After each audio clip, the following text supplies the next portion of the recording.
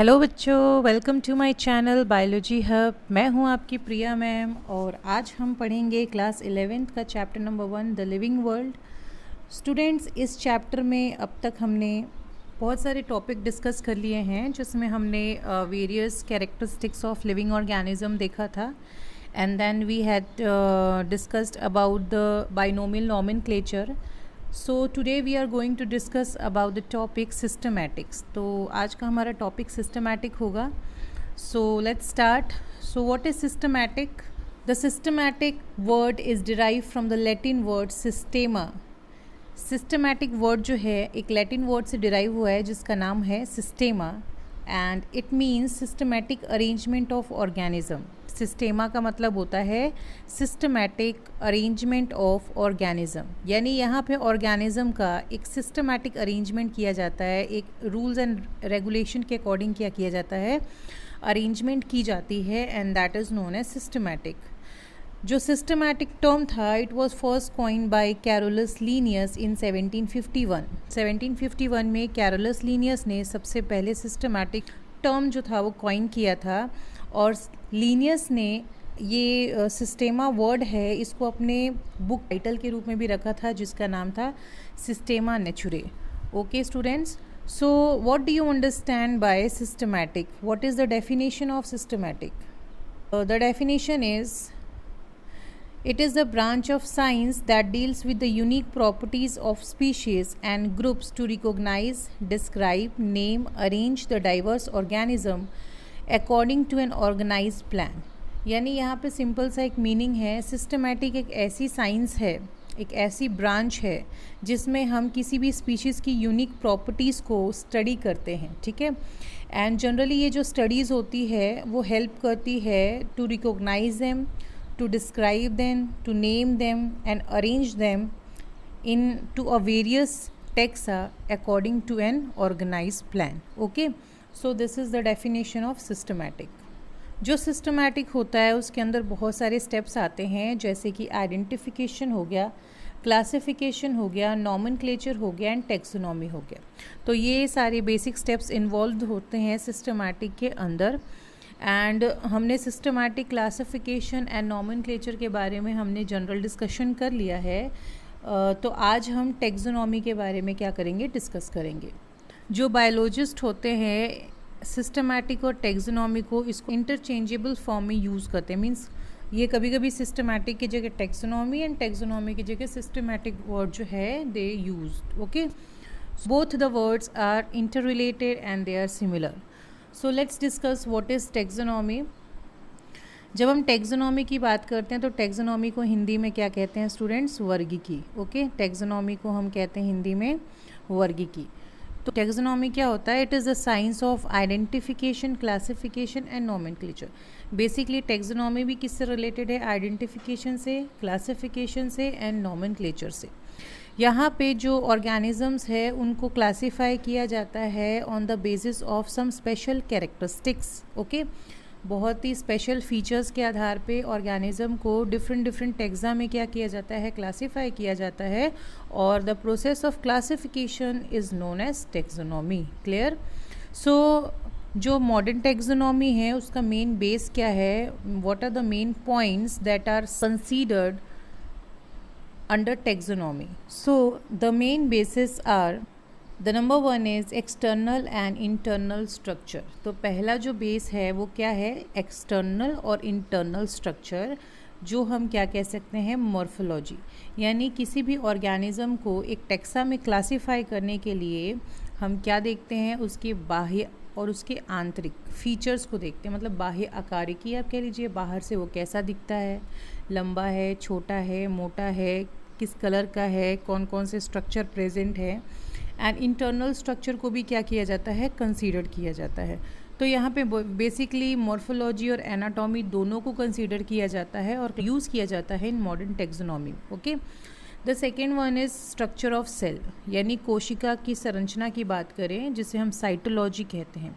तो बेसिकली यहाँ पे ये भी देखा जाता है कि what are the structure of cell, what is the type of cell, prokaryote है, यूकैरियोट है, किससे सिमिलर है, ये सारी चीज़ें कंसीडर की जाती है। देन डेवलपमेंट प्रोसेस, एम्ब्रियोलॉजी, जो भी ऑर्गेनिज्म डिस्कवर हुआ है उसकी डेवलपमेंटल प्रोसेस क्या है, उसके एम्ब्रियो कैसे हैं, किस तरह से फॉर्म होते हैं, आगे चल के किस में डेवलप होते हैं, ये सारी जो फीचर्स है यहाँ पे कंसीडर किए जाते हैं.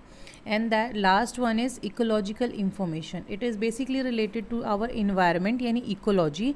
तो ये भी देखा जाता है कि जो ऑर्गेनिज़म जिसको हमें क्लासीफाई करना है वो किस टाइप की इकोलॉजी में ग्रो हुआ है, व्हाट आर देयर एडेप्टेशंस, उसमें क्या बेसिक मेन फीचर्स प्रेजेंट है जो उस इकोलॉजी में वो सर्वाइव कर सकता है. तो ये सारी चीज़ें वहाँ पे कंसीडर की जाती है मॉडर्न टेक्सोनॉमी के अंदर. ना मॉडर्न टेक्सोनॉमी जो है एक इंफॉर्मेशन प्रोवाइड करता है according to similarities, dissimilarities and evolutionary relationship.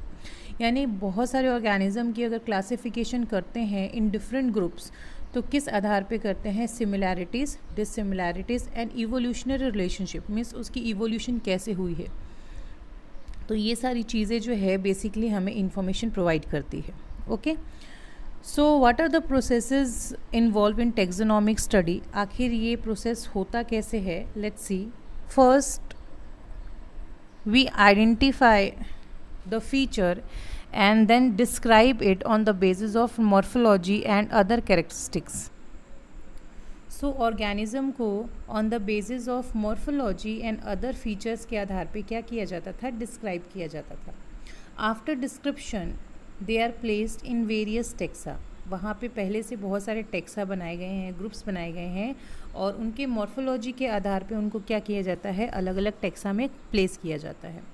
अगर कोई ऑर्गेनिज़म जो है किसी भी टेक्सॉन से डिफरेंट होता है, नहीं मिलता है, मैच नहीं करता है, तो एक न्यू टेक्सा भी जो है वो क्रिएट किया जा सकता है यानी फॉर्म किया जा सकता है.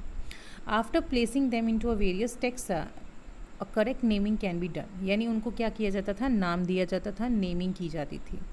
So this is the basic process of taxonomic studies. I hope इतना आपको क्लियर हो गया होगा. So students, the next topic is classical taxonomy. तो जनरली टेक्सोनॉमी को दो कैटेगरी में क्लासीफाई किया गया है, classical taxonomy and modern taxonomy.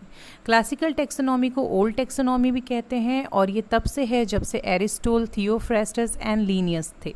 ये टेक्सोनॉमी उनके टाइम से है and that's why it is known as old taxonomy.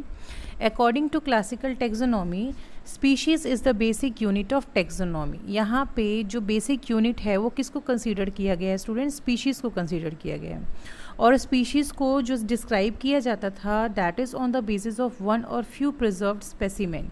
जो भी एक या दो स्पेसिमेन को प्रिजर्व किया जाता था उनके कैरेक्टरिस्टिक्स को मैच करके ही स्पीशीज़ को क्या किया जाता था, डिस्क्राइब किया जाता था. The next point given here is species are fixed and do not change with time. According to classical taxonomy, species जो थे वो फिक्स थे, उनको चेंज नहीं किया जा सकता था टाइम के अकॉर्डिंग. यानी जिस तरह से आपने उसको डिस्क्राइब कर दिया या क्लासीफाई कर दिया, they are fixed. Then next point is species is delimited on the morphological features. Species से रिलेटेड जो भी मॉर्फोलॉजिकल फीचर्स होते थे वो डीलिमिटेड थे. Delimited means they are limit to some boundaries, मतलब वो उस बाउंड्री को पार नहीं कर सकते थे. एक पर्टिकुलर बाउंड्री के अंदर उनके फीचर्स को क्या किया जाता था, कंसीडर किया जाता था. And the fourth point is species organism classified on the basis of some limited feature. ये सेम है, डीलिमिटेशन का मतलब क्या है, ऑर्गेनिजम्स को कुछ ही फीचर्स के आधार पे क्लासीफाई किया जाता था. एंड दैट कैन बी, जैसे रूट की मॉडिफिकेशन होगी, लीव्स की मॉडिफिकेशन होगी या लीव्स की वेनेशन होगी, फ्लोरल स्ट्रक्चर हो गया, नंबर ऑफ कॉटिलीडॉन्स हो गए. तो ये सारे जो बेसिस थे इनके आधार पे स्पीशीज़ की क्या की जाती थी, क्लासिफिकेशन की जाती थी. So these points comes under the classical taxonomy. Now we will see how modern taxonomy is different from classical taxonomy. So modern taxonomy means new taxonomy, that is the latest taxonomy. Modern taxonomy जो था it was given by Julian Huxley in 1940. 1940 में new taxonomy दिया गया था. And यहाँ पे modern taxonomy जो है वो जनरली इसमें ऑर्गेनिजम्स को कुछ एविडेंसेस के आधार पे डिस्क्राइब किए जाते थे. दैट वाज मॉर्फोलॉजी के आधार पे या एनाटॉमी के आधार पे, बायोकेमिस्ट्री के आधार पे, सेल बायोलॉजी, फिजियोलॉजी, जेनेटिक्स. मतलब यहाँ पे हर एक पर्टिकुलर फील्ड को कंसीडर किया जाता था, चाहे वो एक्सटर्नल कैरेक्टर हो गया, चाहे वो इंटरनल कैरेक्टर हो गया, चाहे उनमें बायोकेमिस्ट्री आ गई कि whether they are made up of DNA या फिर वो किसके बने हैं, RNA. सो ये सारी चीज़ें चीज़ें, न्यूक्लिक एसिड, प्रोटीन, ये सारी चीज़ें भी कंसीडर की जाती थी। इसके अलावा सेल बायोलॉजी कंसीडर किया जाता था, जिसमें बेसिकली देखा जाता था टाइप्स ऑफ सेल, या फिर प्रोकैरियोट है, यूकैरियोट है, these are considered. Then physiology देखी जाती थी, उनमें कौन सा मैकेनिज्म फॉलो होता है, एंड देन जेनेटिक्स। तो ये सारे जो फील्ड है कंसीडर किए जाते थे इन मॉडर्न टेक्सोनॉमी। तो जो मॉडर्न टेक्सोनॉमी का फीचर था वो क्या था, what are the main features of modern taxonomy. ठीक है, तो modern taxonomy they are based on the following features. ठीक है ना, इन फीचर्स के ऊपर बेस्ड था। The first one is studies done on huge number of organism. Modern taxonomy के अंदर एक सिंगल स्पीशीज़ के ऊपर स्टडी नहीं किया जाता था। मॉडर्न टेक्सोनॉमी के अंदर बहुत सारे ऑर्गेनिजम्स इंक्लूडेड थे और उनके ऊपर स्टडी की जाती थी। Then study also focused on subspecies, varieties, races and population.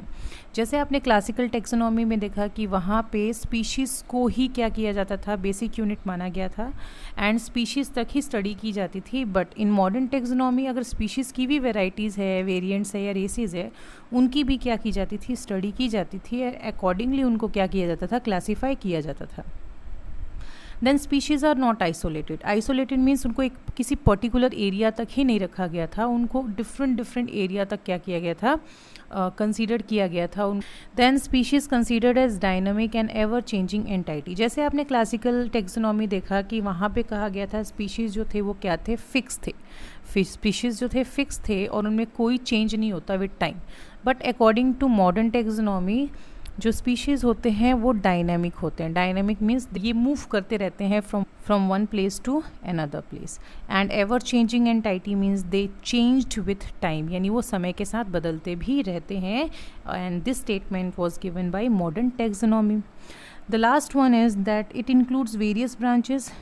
Modern taxonomy के अंदर बहुत सारे ब्रांचेस थे, जैसे साइटोटेक्सोनॉमी, एक्सपेरिमेंटल टेक्सोनॉमी, कीमोटेक्सोनॉमी। ये सारे टेक्सोनॉमी तो कंसीडर थे ही थे, और इन सब की स्टडी के बाद एक न्यू टेक्सोनॉमी डेवलप हुई, दैट इज़ फाइलोजेनेटिक टेक्सोनॉमी। तो फाइलोजेनेटिक सिस्टम जैसे मैंने बताया it is related to evolution. ठीक है ना, किसी भी ऑर्गेनिज्म का इवोल्यूशन कैसे हुआ है, वो कैसे इवॉल्व हुआ है, उसके पूरे प्रोसेस को कंसीडर किया जाता था एंड देन अकॉर्डिंगली उसको क्या किया जाता था, क्लासीफाई किया जाता था। So this is all about the modern taxonomy. So I hope students आपको क्लासिकल टेक्सोनॉमी और मॉडर्न टेक्सोनॉमी में डिफरेंस समझ में आ गया होगा। सो आज के टॉपिक में इतना ही। अपने नेक्स्ट वीडियो में हम देखेंगे टेक्सोनॉमिक हायरार्की के बारे में and how organisms are classified according to that hierarchy. So till then, thank you students, and please do not forget to subscribe my channel and share it also. Thank you.